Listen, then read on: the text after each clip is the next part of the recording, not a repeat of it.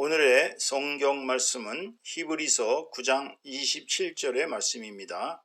27절, 한 번 죽는 것은 사람에게 정해진 것이요 그 후에는 심판이 있으리니. 아멘. 오늘은 히브리서 9장 27절의 말씀을 가지고 오늘 내가 주님의 심판대 앞에 선다면이라는 제목으로 하나님의 은혜를 함께 나누도록 하겠습니다. 오늘의 본문 말씀은 간단하죠. 한 번 죽는 것은 사람에게 정해진 것이요 그 후에는 심판이 있으리니. 자, 이렇게 말하고 있습니다. 이 설교를 준비하는 중에 며칠 전에 저의 미국에 있는 좀 나이가 좀 저보다 한참 연하이신 엘 목사님이 지금 페이스북에다가 메시지를 하나 올렸습니다. 엘 목사님은 요즘 여러 가지 문제로 부친의 골수 이식 문제라든지 또는 아드님의 또 다리가 또 그 수술 문제 때문에 여러 가지로 지금 기도를 많이 하고 계시는 분인데, 또 하필이면 또 그 절친한 친구가 나이가 40대 정도밖에 안 되시는 분인데 40대 되시는 절친이 돌아가셨다고 그렇게 글을 올리면서 너무나도 아쉬워하는 그러한 글을 올렸습니다. 저도 그 글을 읽고 너무 가슴이 아파서 그분에게 위로의 편지를 보내면서 뭐 소천하신 분은 천국에 가셨을 테니까 너무 상심하지 마시고 힘을 내라는 그러한 메시지를 보내드렸습니다. 자, 나이 40대 때 이렇게 호련히 하늘나라에 가시는 분들도 있고, 나이가 80, 90, 100살이 넘어도 어느 K 교수님 같은 경우는 100살이 넘으셨는데도 지금 왕성하게 전국을 다니시면서 강연을 하시는 분도 있습니다. 이 사람의 이 명줄이라는 것이 원래 인명은 제천이다 그래갖고 사람의 목숨은 하늘에 달렸다. 예전부터 우리 조상들은 그렇게 얘기를 해왔습니다. 하지만 우리가 한 가지 분명한 사실은 죽음이란 어느 누구도 피해가지 않는다는 거예요. 세계 제국의 황제였던, 아니면 정말 저 시장에서 장사하시는 그냥 평범한 분이셨던, 아니면 산골에서 홀로 약초캠에서 사시는 분이었던 어떤 분이든지 인간은 누구나 마주쳐야 할 필연적인 것이 바로 죽음이라는 것입니다. 그래서 오늘 본문 말씀에 보면은 누구나 다 죽음을 맞이한다고 그렇게 말씀하고 계십니다. 근데 거기까지만, 죽음까지만 맞으면 누구나 다 똑같이 죽음만 맞는다면 다 죽는 거니까 어떡하겠어요. 그런데 문제는 심판이 있다는 얘기입니다. 심판. 자, 이 사람들은요, 죽음 이후의 세계에 대해서 사실 두려워하지 않는 것 같으면서도 누구나 인간은 죽음 이후의 세계에 대해서 사실은 걱정을 하고 있습니다. 제가 예전에 성균관대학교 박사과정에 다닐 때 저보다 나이가 한 십몇 년 연상이신 선배 한 분이 계셨습니다. 우리 민족종교의 아주 최고의 지도자이셨던 분인데, 그분하고 차를 타고 같이 가면서 이야기를 하다 보니까 그분도 그 얘기를 하시는 거예요. 이게 참 나이가 들어서 이제 인생을 마감할 때가 되니까 이제 이 죽음 이후의 세계가 어떻게 될 것이냐, 과연 조용히 끝날 것인지 아니면 어떠한 세계가 있는 것인지 한 목사 어떻게 생각하느냐고 물어보시더라고요. 그래서 저는 제가 믿는 그대로 죽음 이후에는 심판이 있습니다. 돌아가시기 전에 예수 그리스도를 믿고 구원을 받으셔야 합니다. 그렇게 권했던 기억이 있습니다. 여러분, 죽음 이후에 어떤 세계가 전개될 것인가요? 두 가지의 답이 있습니다. 첫째는 그냥 화장터에 들어가서, 여러분 아시죠? 아마 주변에 그 화장터에 가보셨던 분들은 알 겁니다. 요즘은 너무 최신화되어 있어가지고 그냥 들어가서 관뚜껑 닫은 채로 들어가서 30분만 있으면 완전히 제로 돼서 유골로 돼서 유골함으로 돌아옵니다. 이거는 진짜 어떻게 보면 화학적 그 작용을 전기로다가 아주 기가 막히게 잘 만들어서 인간의 육신을 그냥 태우는 거예요. 그 먼지로 돌아가는 것입니다. 그렇게 안 하시는, 이른바 화장을 안 하시는 분들은 이제 땅 속에 묻혀서 언젠가 육신이 썩겠죠. 육신이 썩어서 뭐 그것이 뭐 몇 달 안에 썩는 사람도 있고 몇 년 걸리는 사람도 있고 뭐 아주 오래 걸리는 사람도 있습니다. 여하튼 육신은 썩습니다. 육신이 썩어서 완전히 뭐 그 제 뼈가 하얀 백골만 남았어요. 그 백골이 다시 또 한 줌의 가루가 되는 데까지는 약 4세대가 필요하다고 합니다. 그래서 고조, 증조, 그 다음에 이제 조부, 아버지까지 제사를 지내는 이유는 그 유교식이죠. 그 4대조나 돼야 그 조상의 모든 육신의 뼈까지도 다 먼지로 돌아가서 한 줌의 재가 되어 정말 이 세상에 그냥 흩어져 버린다는 거예요. 그러다 보니까 이렇게 단순히 육신의 죽음이 우리의 죽음이라고 생각하시는 분들은 히틀러식 자살의 편리성을 생각할 수가 있습니다. 히틀러 12년 동안 얼마나 세계인들을 많이 학살하고 죽이고 가진 온갖 악한 짓을 다 했겠어요. 그러다가 마지막 순간에 소련이 쳐들어오니까 이제 위기에, 포로로 붙잡힐 위기에 처하니까 그냥 벙커에서 자기 애인 에바 브라운과 함께 머리에다 총 대고 꽝 쏴가지고 그냥 인생을 끝냈어요. 근데 문제는 히틀러가 그냥 꽝 끝냈는데 아무것도 없다. nothing. 그럼 얼마나 좋겠어요. 그러면 살아있을 때 나쁜 짓, 몸의 쾌락, 마음대로 즐기고 마음대로 행복하게 살다가 그냥 가면은 뭐 그게 얼마나 좀 편리하겠어요. 그러니까 자살하시는 분들의 심리에는 그런 모든 것을 한 방에 끝내려고 하는 그러한 히틀러식 자살의 편리성을 생각하는 것입니다. 근데 문제는 그게 끝이에요 말이죠. 끝이면 얼마나 간단한 문제입니까? 근데 그게 끝이 아닐 경우는 그럼 어떻게 하느냐? 자, 이제 한번 생각해 보십시다. 이 끝이 아니에요. 우리 영이, 우리 몸이 죽으면, 우리의 몸이 죽는 것은 아시다시피 뭐 심장이 멎는 것을 의학적으로는 죽음이라고 합니다. 그러나 뇌가 사망 상태에 빠져도 뇌사 상태라 그래가지고 그거는 죽음으로 인정을 하진 않아요. 사실상. 뇌사 상태에 있는데도 불구하고. 심장이 살아있으면 그냥 살아있는 겁니다. 그러나 우리가 완전히 죽었다. 이제 죽었다라고 판정을 받는 순간에 우리의 영혼은 육신을 떠납니다. 우리의 몸을 이루고 있던 모든 것은 우리의 주님 하나님께서 그 호흡으로다가 불어 넣어 주신 영혼이 우리 육신을 다 이렇게 지배하고 있었던 것인데 우리랑 똑같은 겁니다. 쉽게 얘기하면 영혼은 우리 몸하고 똑같이 생긴 그 영혼이 육신을 떠나서 이제 천국으로 들어가게 되는 것입니다. 그러니까 천국으로 들어갈 때 이제 신혼 입은 두 천사가 나타나서 양손을 이렇게 붙잡고 천국으로 인도해 주면 그분은 이제 천국행으로 가는 것이고 시커먼 옷을 입은 검은 사자들이 두 명이 나타나서 데리고 가면 그것은 이제 지옥으로 가게 되는 것입니다. 그러니까 천국으로 가시는 분들은 영원한 영생의 복락을 누리는 것이고 지옥으로 들어가시는 분들은 이제 영원한 형벌에 처하게 되는 것이죠.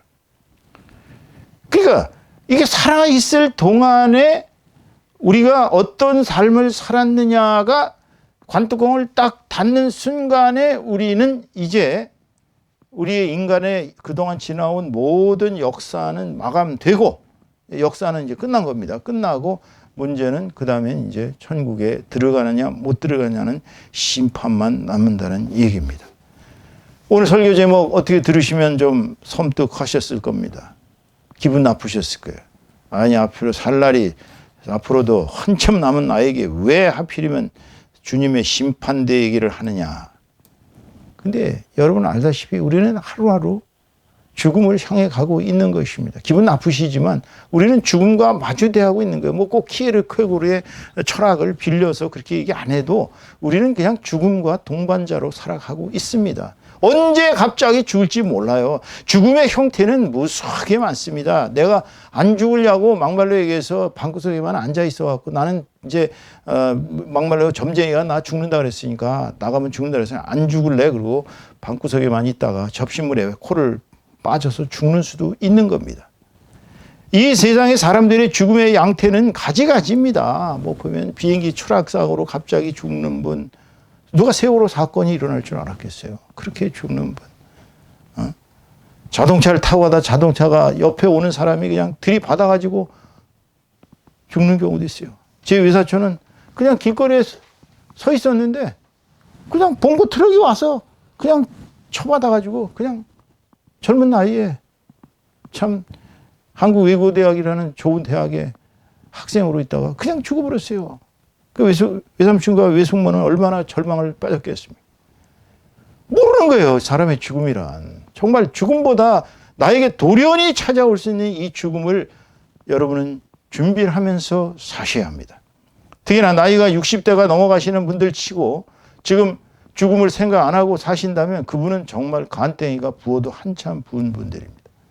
그렇기 때문에 우리는 오늘 내가 죽어서 갑자기 죽어서 주님의 심판대 앞에 섰을 때 과연 나는 천국에 들어갈 수가 있느냐, 천국에 들어갈 확신이 있느냐, 아니면 나는 천국행이 아니라 지옥에 갈 수밖에 없을 만큼 나는 죄로 얼룩진 인간인가, 여러분은 생각하시면서 하루하루를 사셔야 됩니다. 그런데 어떤 분들은 그럽니다. 나 예수 그리스도를 믿었기 때문에 나는 무조건 천국 갈 거야. 아닙니다. 주님께서는 마태복음 7장 21절에서 23절까지의 말씀을 보면 이렇게 얘기하셨습니다. 나더러 주여 주여 하는 자마다 다 천국에 들어가는 것이 아니요. 참 무서운 얘기죠. 나더러 주여 주여 하는 자마다 다 천국에 들어갈 것이 아니요. 다만 하늘에 계신 내 아버지의 뜻대로 행하는 자라야 들어가리라 그랬어요. 예수 믿어서 주님, 저 예수님 믿으니까 이제 마음대로 나쁜 짓 하고 캔사라 살아도 저는 천국에 들어가겠죠. 구원파식 생각입니다. 아닙니다. 그날에 많은 사람이 나더러 이르되 주여 주여 우리가 주의 이름으로 선지자 노릇하며 주의 이름으로 귀신을 쫓아내며 주의 이름으로 많은 권능을 행하지 아니하였나이까 하리니. 이런 사람 많거든요. 정말 선지자라고 막 하는 사람들이 막 예수님 이름 빌려갖고 귀신을 막 쫓아냅니다. 그 뭐 S교회 가보면 아시잖아요. 수십만 명이 거기서 그냥 나와 그러고 막 소리치면 귀신이 나고 막 이러면 그냥 이야 귀신이 쫓겨났구나. 얼마나 기분 좋아요. 그러면 카타르시스를 느끼거든요. 주의 이름으로 많은 권능을 행할 수 있습니다. 왜냐하면 예수의 이름은 권능의 이름이기 때문이에요. 그때 내가 저희에게 밝히 말하되 내가 너희를 도무지 알지 못하니 불법을 행하는 자들아 내게서 떠나가라 하리라. 예수님의 말씀이에요. 그러니까 가짜 예수님의 이름을 빌려서 뭐 목회를 크게 했던 아니면 뭐 선지자가 되어가지고서 엄청난 기적을 일으켰던 귀신도 쫓아내고 막 병든 사람을 치유하고 별짓을 다 했어도 주님은 냉정하게 얘기하신다는 거예요. 내가 너희를 도무지 알지 못하니 불법을 행하는 자들아 내게서 떠나가라 하리라. 현신의 원사님 같은 사람이 이 대표적인 예 아니에요. 예? 죽어가지고 천국에 왔는데 예수님 저 주님의 이름으로 얼마나 많은 사람을 치료했습니까? 그 양반은 손만 탁탁 치면 다 병이 났고 막 암덩어리가 떨어지고 굉장했어요. 현신의 원사님 찾아보세요. 인터넷. 근데 이 양반이 오늘 죽어가지고 천국에 왔는데 예수님이 나는 너를 모른다 그러시더래요.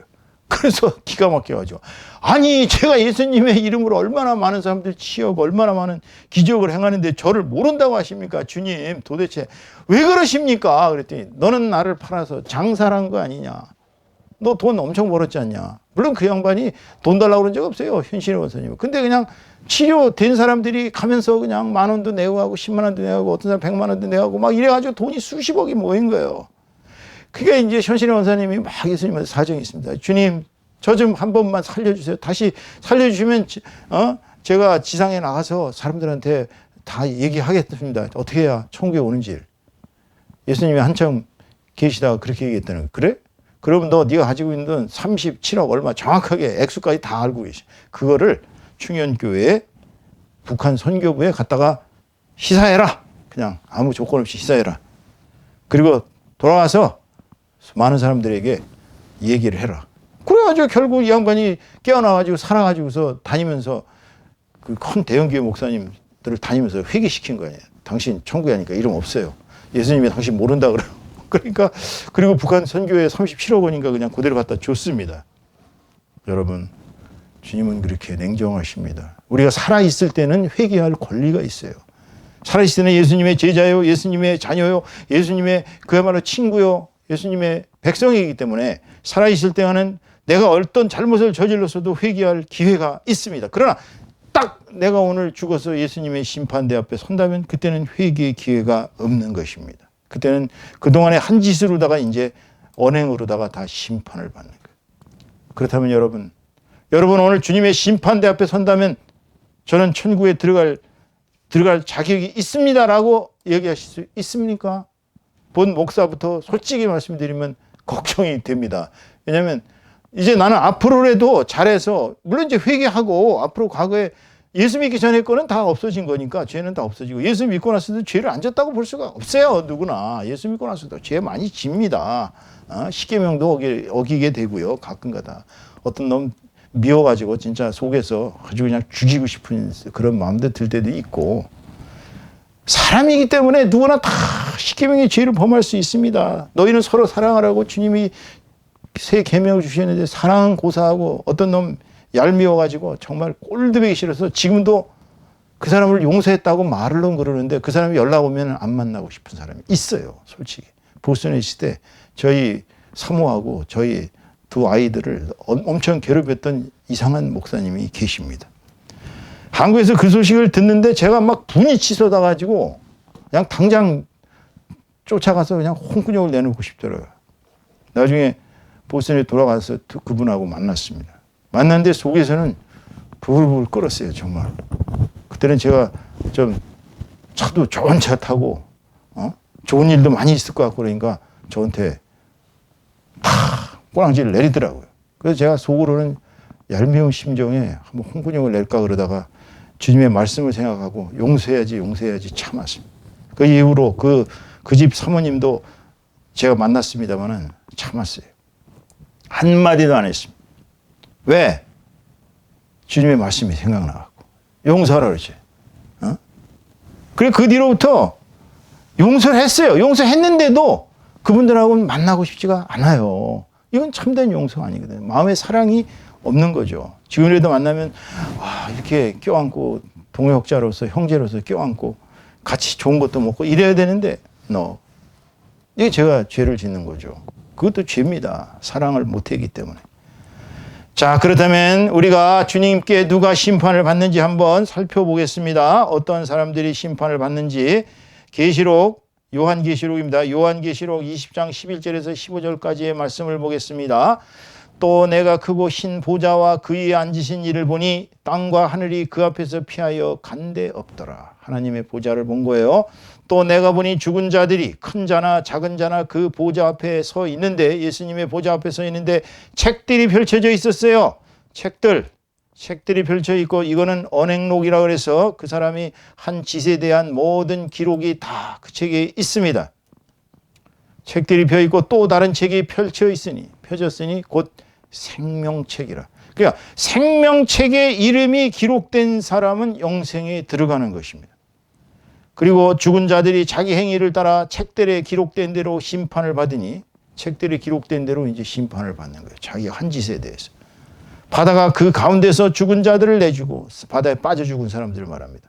또 사망과 음부도 그 가운데서 죽은 자들을 내주매 각 사람이 자기의 행위대로 심판을 받고 각 사람이 자기 행위대로 심판을 받습니다. 이제 사람들이 그냥 천국에 가는 거 아니에요. 심판을 받고 사망과 음부도 불못에 던져지니 이것은 둘째 사망 곧 불못이라 이랬습니다. 누구든지 생명책에 기록되지 못한 자는 불못에 던져지더라. 여러분 이름이 저 천국의 생명책에 기록되어 있기를 주님의 이름으로 축원합니다. 자, 그러면 여기서 분명히 얘기하지만 이제 심판을 받는 것은 명확한 것입니다. 죽은 자들은 심판을 받습니다. 예수님 앞에 서서 이제 심판을 받습니다. 어떤 사람이 심판을 받을까요? 성경책에 나와 있는 얘기만 하겠어요. 저는 제가 천국에 갔다 온 사람도 아니고 또 이 사람 저 사람 천국과 지옥 간증 엄청 많이 하는데 저는 그거 다 믿지 않습니다.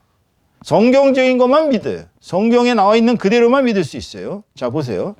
계시록 22장 15절에 보시면 이렇게 나옵니다. 개들, 도그즈, 개들과 점술가들과 점쟁이들과 음행하는 자들, 간통하는 자들, 간음하는 자들, 여하튼 음행하는 자들과 살인자들, 사람 죽인 자들과 우상숭배자들, 이단들, 우상숭배자들 및 거짓말을 좋아하며 지어내는 자, 남을 중상모략하고 거짓말하는 이런 자들, 가짜뉴스 막 유튜브에다 퍼뜨리는 이런 자들은 다 성 밖에 있으리라. 천국에 못 들어가는 거예요.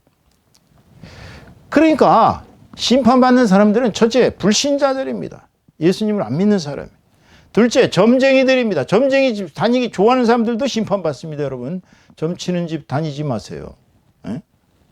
음행자, 음란한 행위하는 자들, 마약 먹고 이상한 짓 하는 자들, 스와핑하는 자들 얼마나 많은지 몰라요. 요즘 그냥 대한민국처럼 이렇게 막 정말 음란 공화국이라 해도 과언이 아닐 정도로 도처에 아주 다이너마이트처럼 이렇게 있어요. 음행하지 마세요. 자그마한 음행이라도 안 됩니다. 살인자, 우상 숭배자, 중상 모략자 등 거짓 뉴스 전파하는 자들, 유튜브에서 가짜 뉴스 막 이런 사람들은 하나님의 말씀대로 살지 않는 사람. 이런 사람들이 심판을 받는다는 거예요.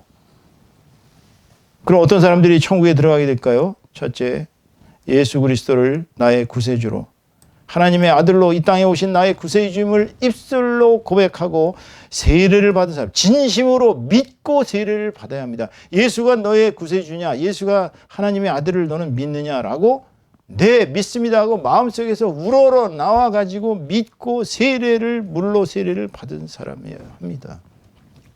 구원받는 것은 당연한 겁니다. 이것이 바로 천국에 들어가는 첫째 조건. 둘째, 매일매일 주님의 십자가 앞에서 나 자신이 죄인임을 자백하고 회개하며 하나님의 자녀답게 거룩하게 살려고 노력하다가 생을 마감하는 그래야 됩니다.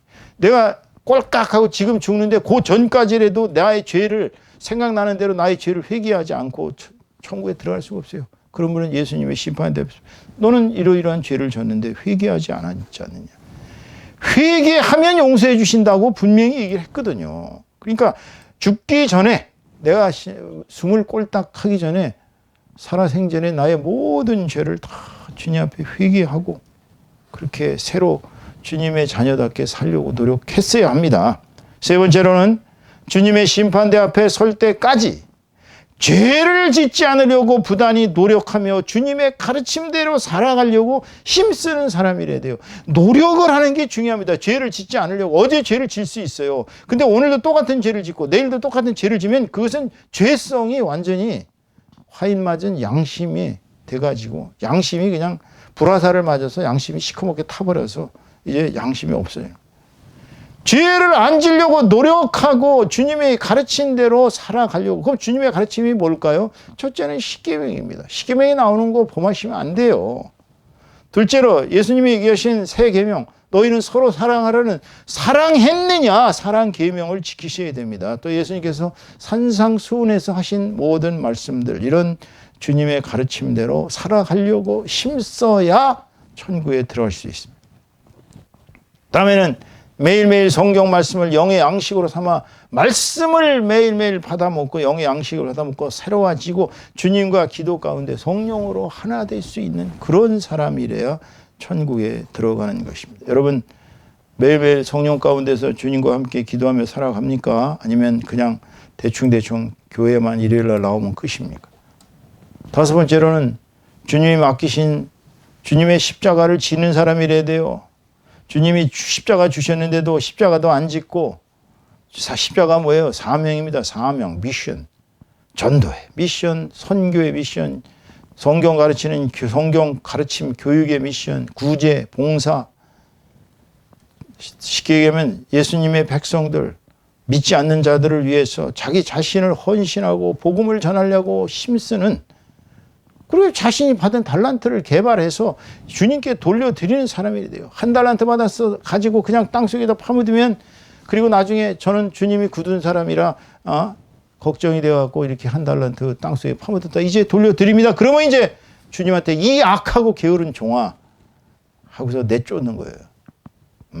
추운 데서 이를 갈며 있게 되는 것입니다. 5달란트 받았더니 5달란트를 열심히 더해서 5달란트를 더 10달란트를 주님께 돌려드리고 10달란트 받았는데 또 10달란트 개발해서 20달란트 주님께 돌려드리고 자기가 받은 달란트가 분명히 있는데 그 달란트를 열심히 개발해서 주님께 돌려드리는 사람 이래야 천국에 들어갈 자격이 생기는 것입니다. 오늘 설교의 결론을 맺습니다. 오늘 설교는 제가 너저분한 예화를 많이 들지 않았습니다. 왜냐하면 이 설교는 잘못하면 제일 싫어합니다. 사람들이. 여하튼 심판 얘기 나오고 지옥 얘기 나오면 싫어하는 게 현대인들의 특성이에요. 뭐하면 잘 된다, 뭐하면 잘 된다 하는 번영신학은 번성합니다. 그야말로. 그러나 성경대로 얘기하면 실증을 냅니다. 그렇지만 저는 뭐 남한테 신경 쓸 것도 없고 내 설교가 뭐 남한테 가서 뭐 어떻게 그런 거 신경 쓸 필요 없는 사람이기 때문에 그냥 성경에 나와 있는 그대로 말씀입니다. 결론을 맺습니다. 우리 인생은 한 번은 반드시 죽습니다. 그러나 살아있을 동안에 예수님을 안 믿고 하나님 말씀을 거역하면서 살던 사람들은 죽어서 반드시 주님의 심판대 앞에서 심판받아야 합니다. 주님을 믿고 주님의 말씀대로 십자가 지고 열심히 산 사람들은 영생의 길로 갈 것이고 생명책에 기록된 대로 살 것이고 생명책에 기록되지 않은 사람은 영벌의 심판을 받게 되는 것입니다. 우리가 그렇기 때문에 주님의 심판대 앞에 서기 전에 주님의 심판대 앞에 서기 전에는 모든 죄가 다 회개를 받을 수 있어요. 우리가 회개하면 주님께서 용서해 줄 수 있습니다. 자, 주님께서 용서해 주셨다는 확신이 들 때까지 계속 기도해 보세요. 주님은 반드시 내가 네 죄를 용서한다고 음성을 들려주시든 아니면 확신을 주십니다. 우리는 예수 그리스도의 굳건한 믿음 가운데서 죽기 직전까지 끊임없이 죽기 직전까지도 회개하면서 하나님의 말씀대로 살아가도록 힘껏 노력해야 합니다.